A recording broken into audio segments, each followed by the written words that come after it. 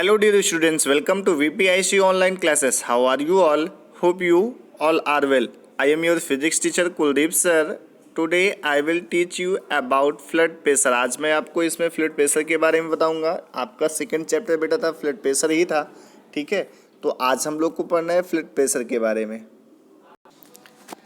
बेटा आपका chapter second चल रहा है, चैप्टर यानी पार्ट सेकंड का चैप्टर सेकंड चल रहा है। तो चैप्टर फर्स्ट में आपको यानी कि प्रत्याशा था आपको, जिसमें सारे टॉपिक्स आपको बता दिए गए थे, न्यूमेरिकल थ्योरी प्रूफ्स कुछ बता दिया गया था।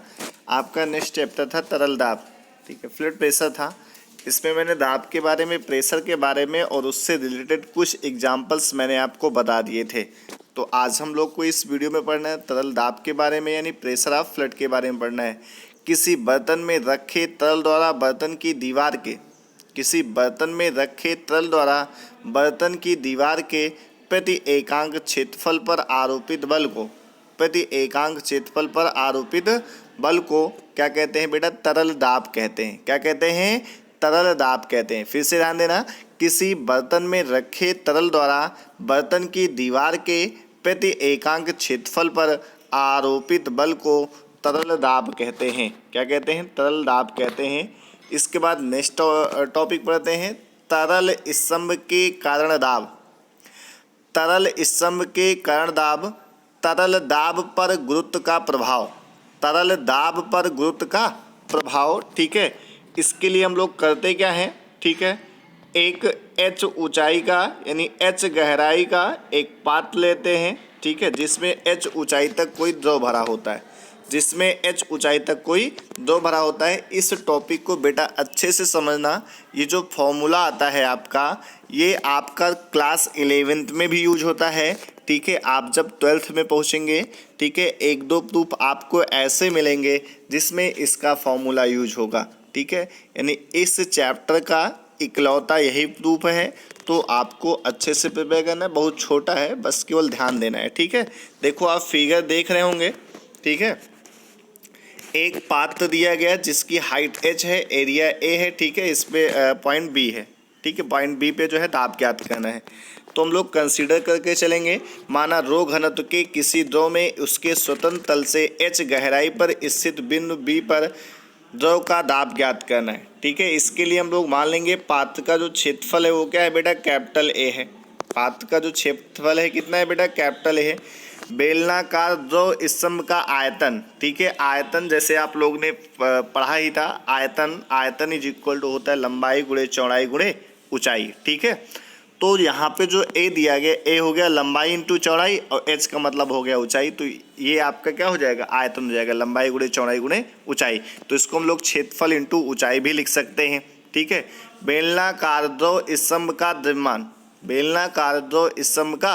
द्रव्यमान यानी हो जाएगा small m is equal to आयतन इंटू घनत्व। आपको पता है, हमने बताया था रो इज इक्वल टू होता है m/v, ठीक है। घनत्व इज इक्वल टू होता है द्रव्यमान बटे आयतन। तो m इज इक्वल टू हो जाएगा कितना? रो इंटू वी, ठीक है। यानी ये हो जाएगा m इज इक्वल टू हो जाएगा बेटा रो इंटू वी हो जाएगा। तो उम्मीद करते इतना समझ में आया होगा। इसके बाद करेंगे क्या हम लोग इसमें? देखो आपने m इज इक्वल टू निकाला, हो गया rho into m is equal to rho into V हुआ। अब आप यहाँ पे क्या करेंगे? v की वैल्यू पुटअप करेंगे तो हो जाएगा ए एच रो हो जाएगा ना।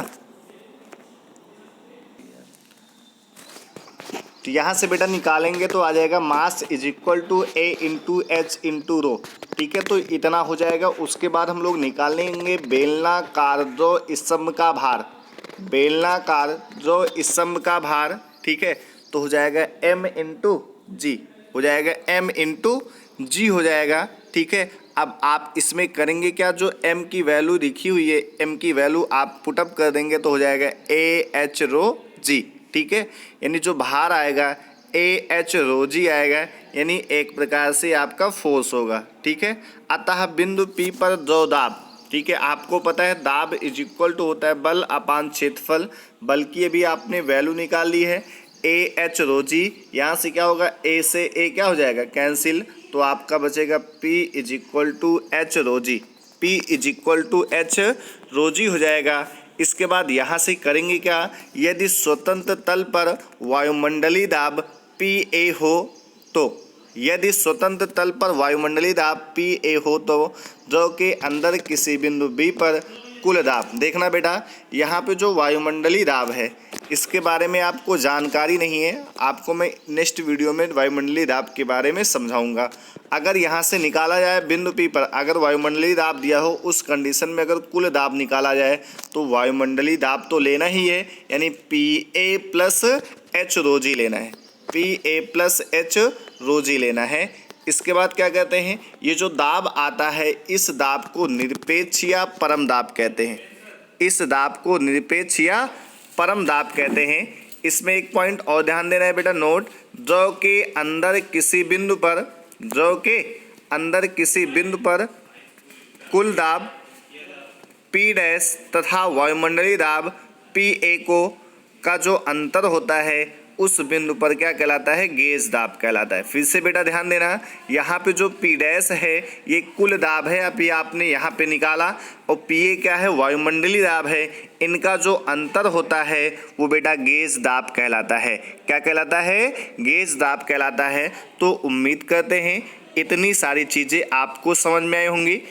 तो जितनी भी चीज़ें आपको पढ़ाई जाए उसको डेली कंटिन्यू लर्न करते रहें, जिससे आपको आगे कोई भी समस्या ना हो। Thank you.